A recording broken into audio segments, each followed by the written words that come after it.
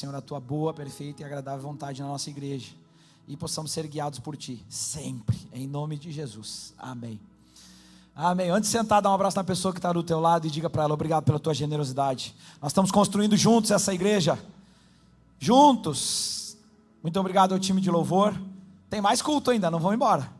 Tem esse culto, depois tem outro, vai ser doido. Eu vou ter que resumir muito a pregação aqui para dar certo. Eu tenho certeza que vai ser muito especial. Já abre a sua Bíblia no livro de João, capítulo 20, versículo 24. Quero dar boas-vindas à nossa igreja online, que generosamente também doaram 38 cadeiras agora. Se você está assistindo agora essa reunião online, pode continuar doando. Tenho certeza que vai abençoar demais a nossa igreja. João capítulo 20, versículo 24. Nós estamos na parte 2 da nossa temporada de Páscoa, falando sobre aquele que dividiu a história. Aquele que dividiu a história. Eu vou contar até 3 e juntos nós vamos falar o nome daquele que nós achamos que foi aquele que dividiu a história, tá bom? Bem alto. 1, 2, 3 e já! Todo mundo sabe quem foi que dividiu a história antes dele.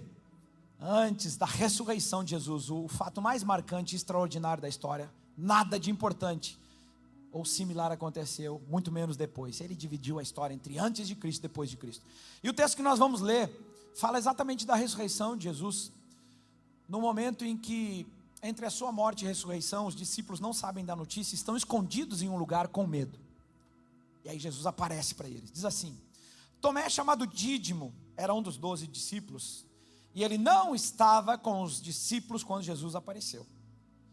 Os outros discípulos lhe disseram: vimos o Senhor. Mas ele lhes disse: se eu não vir as marcas dos pregos nas suas mãos, não colocar meu dedo onde estavam os pregos, e não puser a minha mão no seu lado onde a lança cortou ele, eu não vou crer.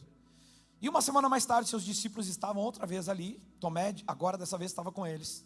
E apesar de estarem trancadas as portas, Jesus entrou, pôs-se no meio deles e disse: paz seja com vocês. E aí Jesus olha para Tomé e diz: coloque o seu dedo aqui, veja as minhas mãos, estenda a mão e coloque aqui do meu lado, e pare de duvidar e creia. Então disse-lhe Tomé: Senhor meu e Deus meu. Então Jesus lhe disse uma frase muito marcante: porque você me viu, você creu. Felizes são os que não viram e creram. Então Jesus realizou muitos milagres na presença dos seus discípulos e muitos outros sinais miraculosos que não estão registrados nesse livro, porque não coube, não tem espaço. Mas esses escritos foram preservados para que vocês creiam que Jesus ele é o Cristo, ele é o Messias, Filho de Deus. E quando você crê, você tem a vida no seu nome. Vamos orar. Pai, obrigado por esse dia tão especial. Nós vamos à tua palavra agora, e eu oro para que teu Espírito fale conosco, em nome de Jesus, amém e amém. Eu vou falar muito rápido hoje, eu tenho alguns minutos, porque nós atrasamos mais aqui, vocês ficaram cantando louvor, não pararam mais. E eu vou tentar não enrolar a minha intérprete de Libras, gente. Está aqui ela é doutora, mestre nessa área, sim, há muitos anos, desde que ela era pequena. Se você tem alguém que precisa de tradução de Libras, do seu círculo de amizade, nós temos aqui na igreja, convide ele, que ele vai ser muito bem recebido aqui. Eu quero começar fazendo uma pergunta para a gente meditar e pensar nisso, que é a seguinte: e se tudo isso não for verdade? Se não for verdade a ressurreição de Jesus, se a nossa fé, for somente uma tradição, se a igreja for apenas uma instituição criada e desenvolvida por pessoas, e eu faço essa pergunta meio forte, para que a gente possa refletir, porque muitas vezes nós temos dúvidas parecidas como essa. Dúvidas e se não for verdade? E se não for exatamente assim? Esse é um dos motivos que eu gosto demais de Tomé, porque ele não teve medo de dizer aquilo que muitos pensam. Ele disse: olha, eu preciso ver para crer, estou com dúvidas. É difícil de engolir essa história, eu preciso provar. C.S. Lewis, sobre duvidar e sobre o cristianismo, ele fala o seguinte: se o cristianismo for falso, não tem importância nenhuma, não tem valor nenhum. Se for falso, não muda nada para ninguém. Agora, meu amigo, se for verdadeiro, tem uma importância infinita. Se for verdadeiro, você não crê, você está seguramente em apuros. E uma coisa que eu quero declarar nessa noite é que nós não acreditamos na ressurreição somente porque a Bíblia diz. Nós acreditamos na ressurreição porque, se não fosse verdade, a Bíblia não existiria. Se Jesus não tivesse ressuscitado, não teria igreja, não existiria cristianismo, a história não chegaria até nós, eu não teria um emprego, essa igreja não existiria. O cristianismo e a Bíblia só acontecem por conta da ressurreição de Jesus. Pessoas viram Jesus morrer e estava tudo bem, contariam histórias sobre um bom homem. Agora, quando viram Jesus ressurreto, explodiu a cabeça deles. Pera lá, mudou tudo agora. A própria Bíblia diz que 500 pessoas viram Jesus, testemunhas oculares, e compartilharam essa visão para outras pessoas, escreveram. Tiago, irmão de Jesus, irmão de sangue, não cria que Jesus era o Messias, e é fácil. Não vão julgar Tiago, porque olha só, pensa você que tem um irmão, todo dia cresce do lado dele, dormindo no mesmo quarto, aquele chulé horrível, aquele bafo de manhã. Aí um dia ele levanta da cama com remela no olho e fala, olha, eu tenho uma coisa para te dizer, eu sou o Messias e eu sou o teu Senhor, tu vai ter que me adorar. Imagina o teu irmão falando isso para você, ele não cria.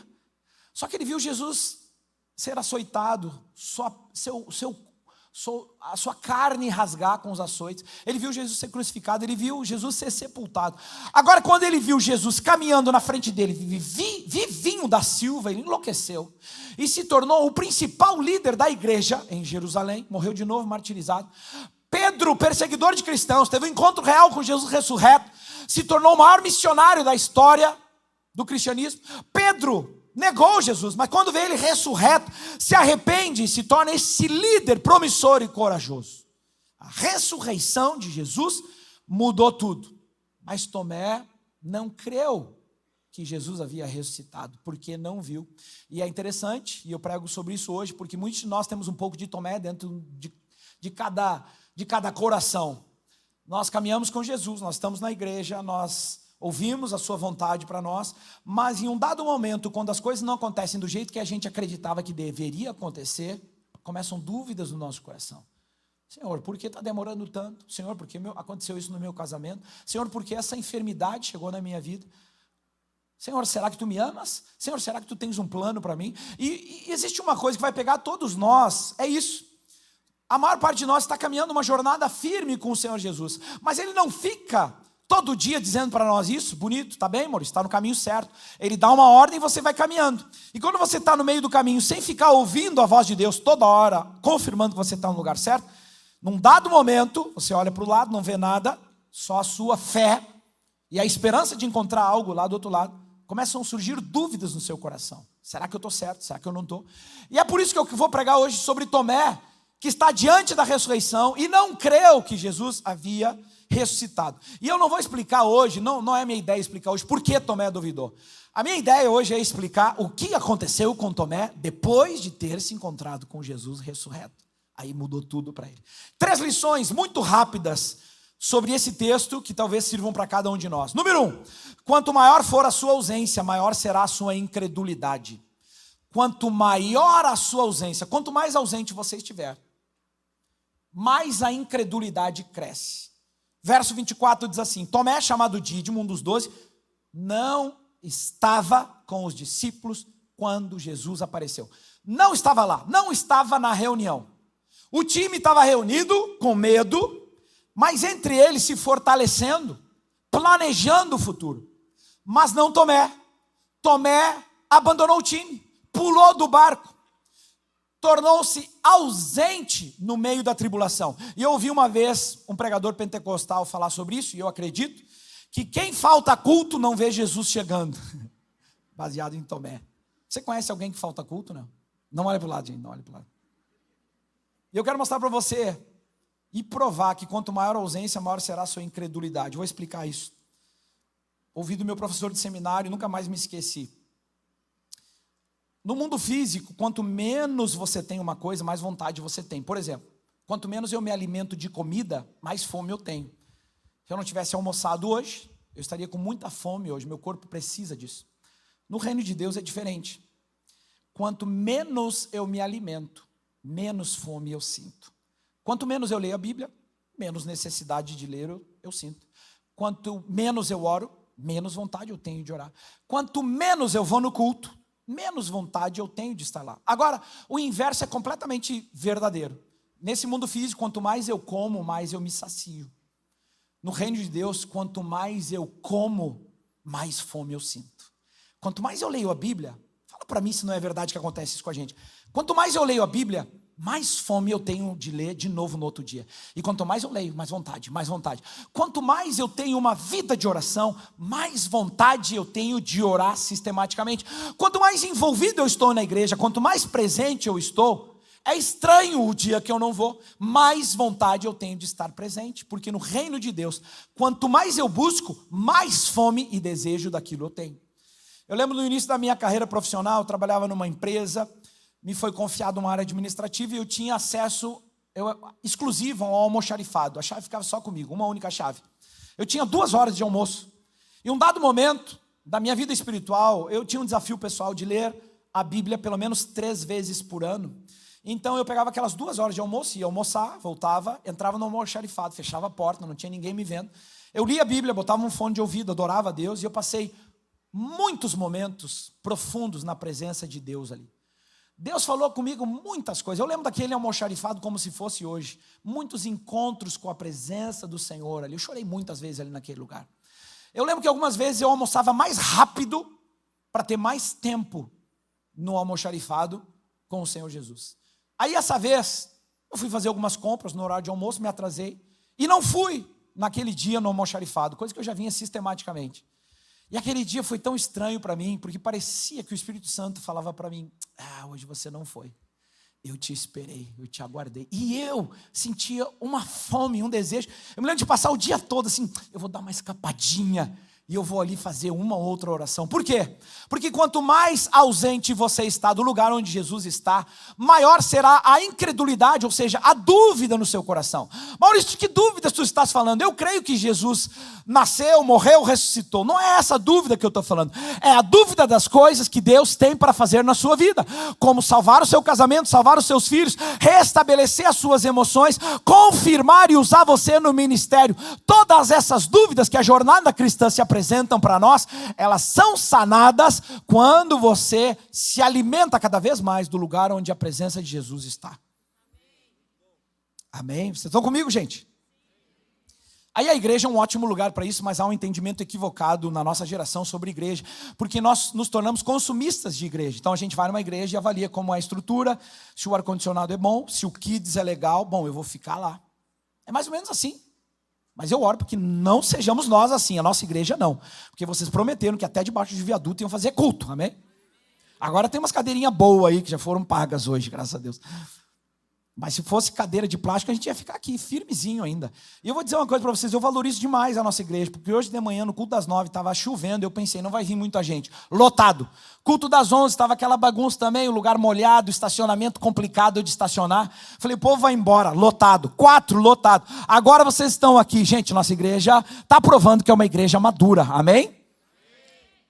Eu oro porque você não falte o culto. Porque quando você falta, e Jesus aparece, você perde a bênção.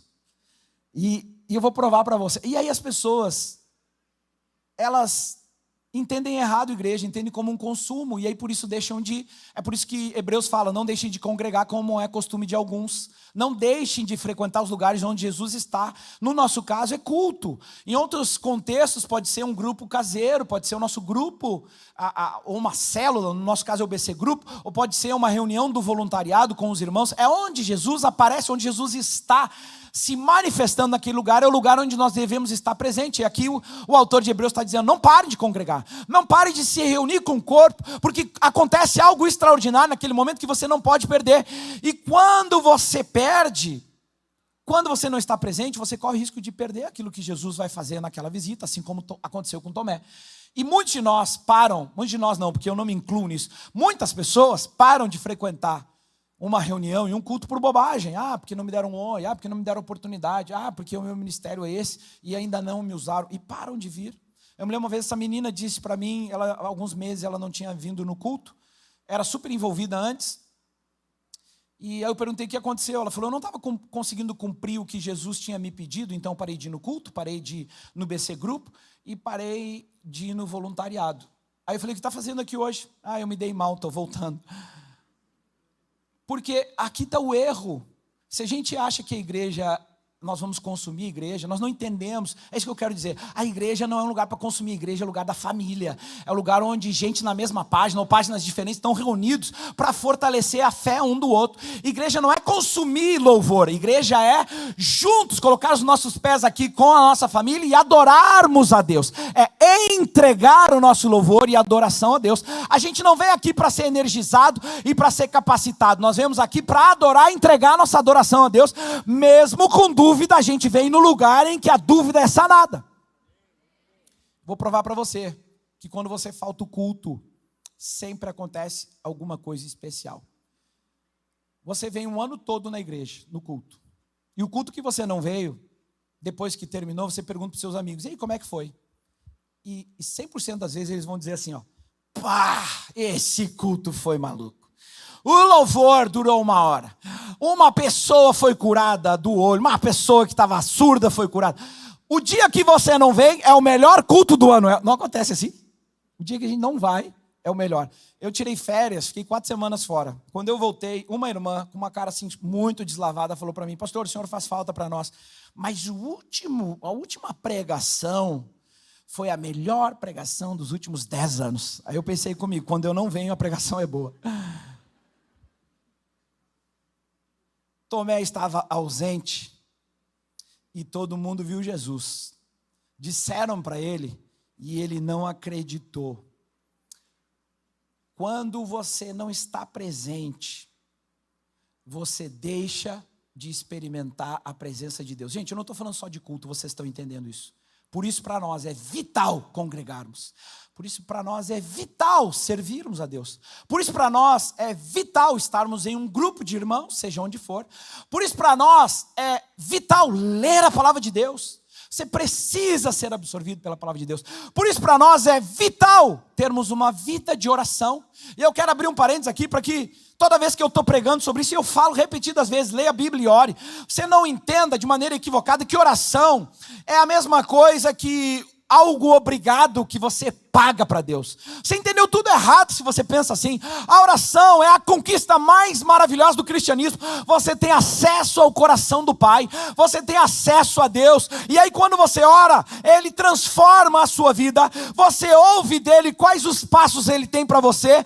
Durante todo o dia, você todo dia é guiado por Deus, toda hora é guiado por Deus, todo minuto é guiado por Deus. Se por um acaso você tem uma vida de oração, você está no seu trabalho, fazendo a sua função profissional comum, e o Espírito Santo está te dando direção naquele negócio. Você está fechando um contrato ou alguma negociação, o Espírito Santo está guiando você. Você está diante de um amigo que está em apuros, o Espírito Santo está guiando em você. Eu oro para que a nossa igreja seja uma igreja madura, que lê a Bíblia, conhece a palavra e tem uma vida de oração, em nome de Jesus. Meu Deus, vocês não aplaudiram isso?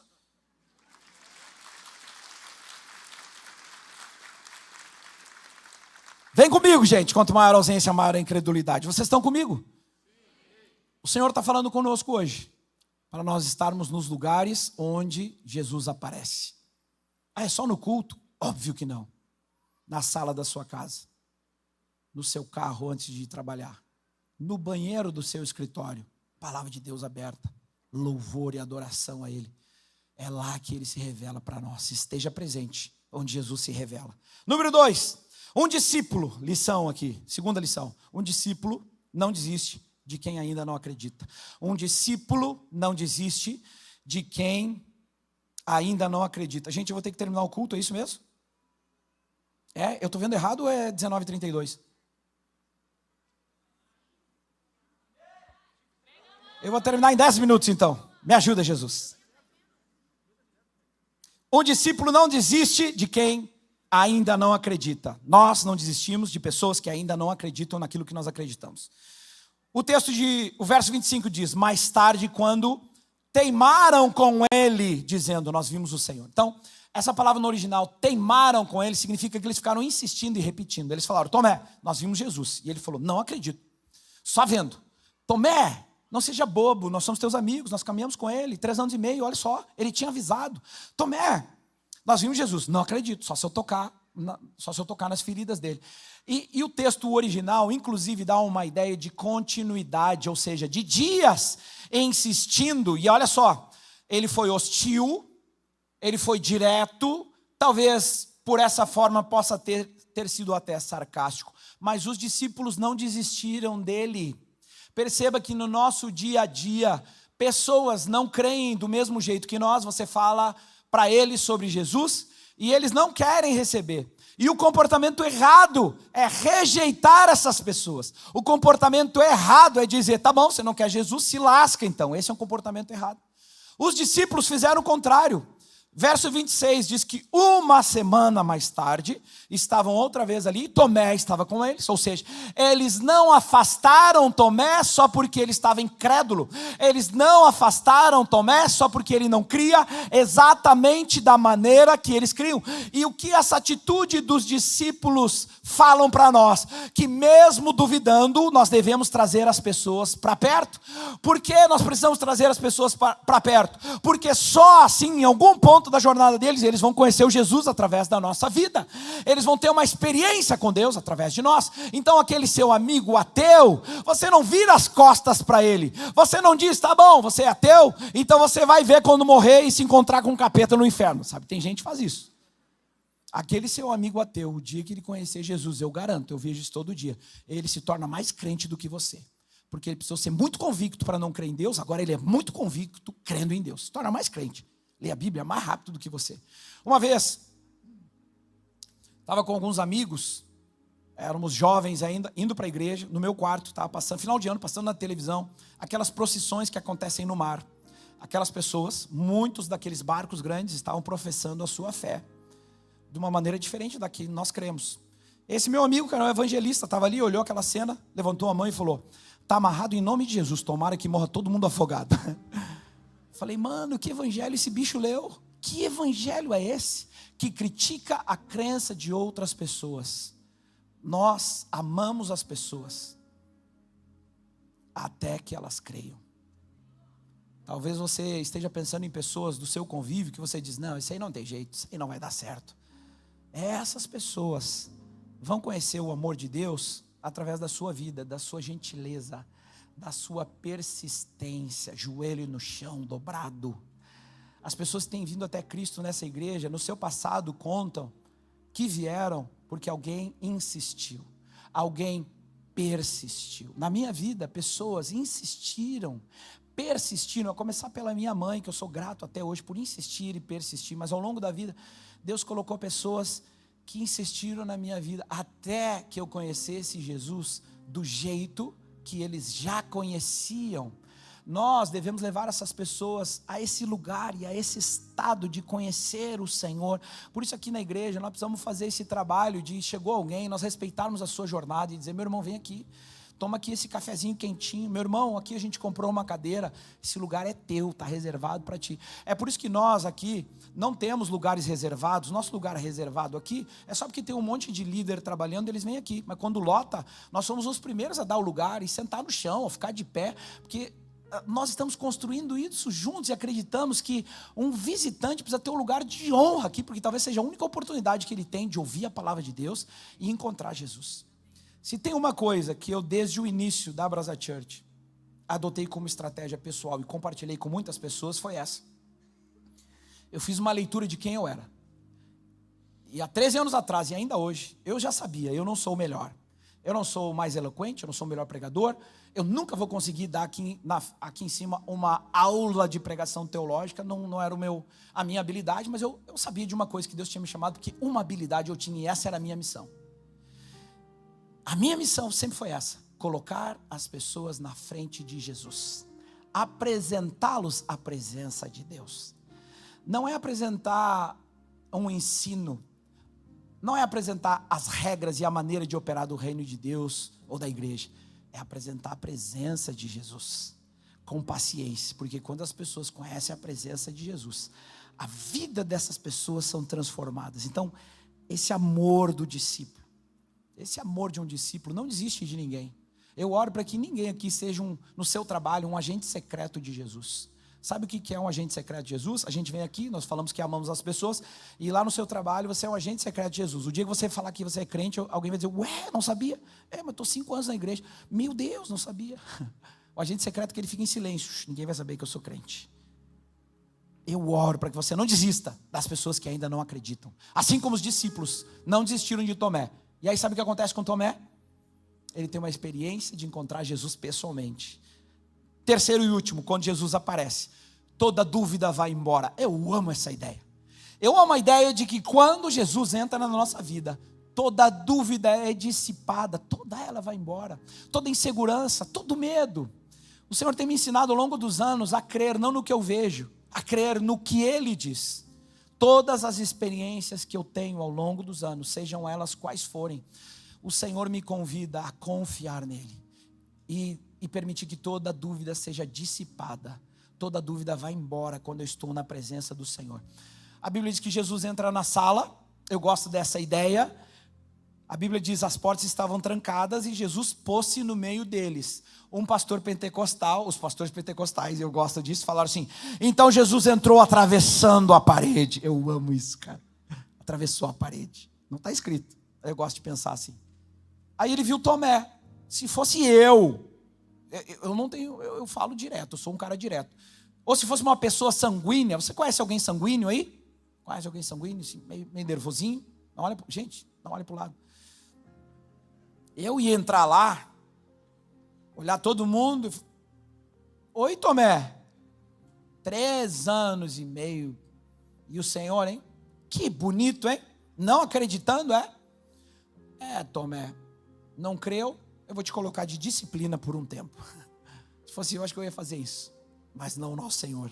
Ele entra, a primeira coisa que ele fala para Tomé, olha nos olhos dele, paz seja contigo, Tomé. Paz. Ele declara a paz sobrenatural dele sobre Tomé. E a primeira coisa que acontece quando Jesus se apresenta a um cético, alguém em dúvidas, uma paz inexplicável envolve o coração. Versículo 27, Jesus pede para ele fazer uma coisa: coloca o teu dedo aqui, olha as minhas mãos, coloca aqui do lado onde a lança me rasgou. Só que Tomé não precisava mais tocar. A presença de Jesus lançou fora toda a dúvida. Não havia mais necessidade. Porque, gente, insistentemente eu prego sobre isso. Vocês precisam ter esse lugar de oração e de intimidade com Deus, para que toda dúvida vá embora, para que você tenha essa experiência de não precisar que Deus prove nada para você, porque você sabe que é totalmente conhecido dele, você sabe que ele te ama e ele tem planos para a sua vida. Há alguns anos eu tinha uma dúvida muito grande, um problema que não se resolvia por muito tempo. Então eu preparei aquela semana de maneira espiritual para ouvir uma resposta de Deus. Combinei no meu coração: Deus tem que me responder hoje, eu vou fazer esse pedido. Toda aquela semana eu ia ler mais, ia orar mais. E na quarta-feira eu marquei de fazer um jejum, 24 horas no dia. Porque crente, quando está em apuros, começa a fazer jejum, já viram? Pastor, estou muito mal, mas fiz um jejum. Ah, tá, Deus está feliz que tu morreu de fome. Fiz o jejum. E a segunda coisa muito disruptiva que eu fiz foi dormir e acordar às 2 da madrugada. Porque alguém me disse que 2 da madrugada tem menos congestionamento no céu. Então acordei de madrugada para orar. Todo mundo dormindo, coloquei um cobertor, me lembro, estava muito frio, me ajoelhei na sala, comecei a orar, e fiz toda aquela volta para adorar a Deus, e de alguma maneira amoleceu o coração dele. Senhor, Tu és o Deus Todo-Poderoso, Tu és Rei do Universo, Tu és maravilhoso, Tu és lindo, eu te amo, Tu és maravilhoso. E o louvor tocando, e eu vou tomar aqui uns 10 minutos para depois, deixei a pergunta aqui guardada, o meu pedido para o Senhor guardado, e eu ia entrar na hora certa, preparação a semana inteira. Num dado momento, eu senti uma presença de Deus tão forte, que eu me deitei e comecei a chorar. Meu corpo todo, eu sentia Deus naquele ambiente. Eu tinha uma percepção, era uma percepção minha, que se eu abrisse os olhos, eu tentasse olhar, eu ia estragar aquilo que eu estava percebendo e sentindo. E imediatamente veio um senso de satisfação que eu nunca tinha tido antes. Uma satisfação com a minha vida. E junto com essa satisfação, com tudo o que eu tinha e não precisava de nada, vinha um agradecimento muito exagerado da minha parte, por coisas muito simples. Eu me lembro de dizer: Senhor, obrigado. Havia uma gratidão, tipo, obrigado que hoje eu almocei, eu comi feijão com arroz, obrigado que eu tenho essa casa. E eu comecei a entrar nesse processo de gratidão, e a minha mente humana vinha devagarinho trazendo aquela pergunta, dizendo: essa hora é boa, vocês estão bem conectados, essa hora o Senhor Jesus vai te ouvir. Mas no meu espírito eu tinha uma convicção: não faz o menor sentido perder essa presença de Deus, essa intimidade, essa profundidade, com um pedido pobre, humano, E eu não fiz isso, não pedi. E quando eu terminei, eu achava que tinha passado uns 15 minutos, e eu olhei no relógio, era 6 horas da manhã. Eu tinha passado 4 horas na presença de Deus sem perceber. Ele havia me transformado e toda a dúvida foi embora. Eu não precisava mais de pedidos, eu não precisava mais de respostas, porque na presença do Senhor Jesus é o lugar em que toda a dúvida vai embora. Eu oro para que hoje você compreenda isso e acesse a presença dele. E quando você acessar a presença do Senhor, quando você tiver essa intimidade que está acessível a todos nós, você não precisa pagar por ela. Você não precisa ir no Mastermind e pagar 200 mil por ano para ter acesso ao Senhor. Você não precisa ter um interlocutor, não precisa de um padre, não precisa de um pastor, não precisa de um líder espiritual. Você simplesmente na sua casa dobra os seus joelhos e fala: Senhor, tu és tudo para mim, te revela para mim. E eu garanto para você que Ele quer se revelar para você. Eu garanto. Ele nos ama tanto. Ele amou tanto Tomé. E aí ele diz essa frase para Tomé: Tomé, porque você viu, você creu. Felizes são os que não viram e creram. Outras versões: bem-aventurados aqueles que não viram, mas creram no seu coração. Eu preciso dizer isso para você, antes que você se engane nessa pregação. Deus não precisa que você acredite nele. Ele não está lá em cima com problema de identidade. O Maurício não está acreditando em mim, o que eu vou fazer para convencer ele? Nada, ele está bem. Você é que precisa crer em Deus, porque para Ele não muda nada se você não crer. Agora, se você não crer, muda tudo para você, meu amigo. Se você não crer, você que está em apuros. O benefício de crer é nosso. Ele não precisa disso. É o Senhor Deus Todo-Poderoso, onipotente, onipresente, onisciente. A Bíblia diz que todas as coisas estão debaixo da sua mão. Nem um fio de cabelo cai da nossa cabeça sem que Ele saiba. Nem uma folha de árvore cai sem que Ele saiba. Todo o firmamento e o universo estão seguros debaixo da sua mão. Nós estamos aqui morando num planetinha pequeno chamado planeta Terra. Nós especialmente moramos numa província chamada Porto Alegre, mas Ele é Deus do universo, das galáxias, de todos os planetas existentes. Ele é soberano rei. Ele é tratado como rei bem agora. Durante todo o reinado do Senhor no céu, existem anjos voltados para Ele, declarando 24 horas: Santo, Santo, Santo é o Senhor. Santo, Santo, Santo é o Senhor. Ele não precisa da sua crença. Ele não se preocupa se você crê ou não. Mas Ele fez uma coisa que seria muito sábio você voltar toda a sua vida a Ele. Lá na cruz do Calvário, Ele deu o seu único filho para morrer por mim, morrer por você. E hoje nós somos livres. Temos uma nova identidade, temos uma nova vida. Naquele dia seu nome foi levado em consideração, meu nome foi levado em consideração. Por isso hoje nós temos acesso à sua presença. Por isso, gente, leiam a sua Bíblia. Leiam a sua Bíblia. Leia a Bíblia. Escuta louvor o dia inteiro, por favor. Eu peço para você, em nome de Jesus, para de ouvir aquele pagode horrível. Para de ouvir essas músicas sertanejas que só falam de traição, e depois você não sabe por que está em dúvida sobre o seu futuro, sobre o que seu cônjuge faz. Limpa tudo, coloque a sua vida diante do Senhor. Eu oro tanto para que você conheça o Senhor Jesus de maneira profunda, assim como Tomé pôde conhecer. E eu termino dizendo isso. Tomé começou duvidando, mas depois desse encontro com Jesus, no livro dos Mártires, falam que ele foi um exímio evangelista. Passou pela Pérsia pregando, passou pela Índia, e agora ele foi ameaçado pelos sacerdotes na Índia, dizendo: para de pregar, senão nós vamos te matar, com lanças nas mãos. E ele, sabe o que ele respondeu? Podia estar em dúvidas: não, se precisar me mata. E olha a ironia divina, eles mataram Tomé com uma lança, atravessaram o seu peito com uma lança. Olha a ironia. A dúvida de Tomé era sobre a marca no lado de Jesus. Sabe qual foi a ferramenta, qual foi a arma que feriu Jesus na lateral e fez uma cicatriz? Uma lança. Os soldados colocaram uma lança no seu lado, saiu água para ver se ele estava vivo ou morto. Aquela cicatriz foi feita por uma lança. Agora ele está sendo ameaçado por uma lança. Na primeira vez ele duvidou que iria tocar. Na segunda vez ele disse: pode matar, pode matar. E diz a lenda da história cristã, que ele morreu dizendo as mesmas palavras que ele disse para Jesus: meu Senhor, meu Deus. uma declaração pública da divindade de Jesus e do senhorio de Jesus sobre a sua vida. Não tem problema você ter dúvidas. Você está no dia certo e no lugar certo. Jesus aparece aqui. Agora a pergunta é: o que você vai fazer com as suas dúvidas? Ou você leva para casa e vai embora, ou você que veio no lugar certo, entrega todas essas dúvidas nos pés do Senhor Jesus e diz: Senhor, eu creio que tu tens o melhor para mim. Vamos ficar de pé e vamos terminar orando. Se você puder ainda de pé, feche os seus olhos. Feche os seus olhos e não perca esse momento é espiritual. Comece a colocar todas as suas dúvidas diante do Senhor. Eu vou fazer isso só em 2 minutos. Feche os seus olhos e diga: Senhor Jesus, aqui estão minhas dúvidas, eu coloco todas diante de Ti. Aqui na igreja e na nossa igreja online, onde você estiver, feche seus olhos e comece a colocar cada uma das dúvidas diante do Senhor. Coloque diante de Deus: Senhor, aqui está o meu casamento, tenho dúvidas. Aqui está o meu futuro, tenho dúvidas. Aqui estão minhas finanças, tenho dúvidas. Aqui está o meu ministério, eu sei que tu me chamaste, mas eu ainda tenho dúvidas. Hoje eu coloco tudo diante do Senhor. E se em algum momento dessa pregação Deus falou com você, eu te convido para colocar a mão no seu coração. Ao colocar a mão no seu coração, você está dizendo: Senhor, eu tenho dúvidas, mas eu quero estar no lugar certo, que é a Tua presença, e eu entrego todas as dúvidas nas Tuas mãos, bem agora. Feche os seus olhos que eu vou orar por você.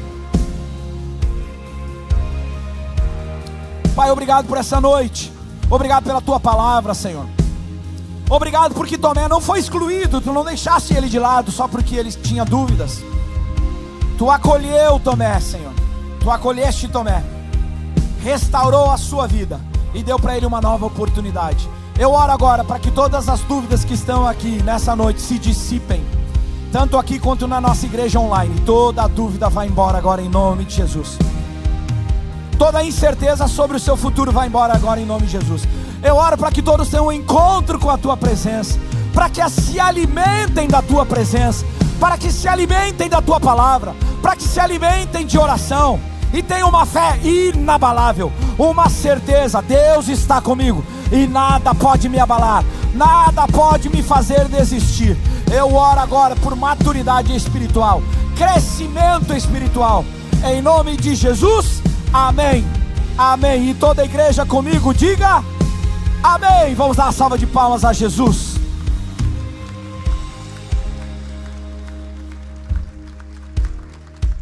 Se você puder vir para a pessoa que está do teu lado e diga para ela: meu irmão, não duvide, Deus tem um plano para você, não duvide mais. Manda embora toda dúvida, Deus tem um plano na sua vida, Ele quer usar você, não duvide, meu irmão, Deus tem um plano para a sua vida. Nós vamos terminar cantando alguma música aqui que eu não sei qual é. Vocês estão cansados ou ainda estão animados? Não?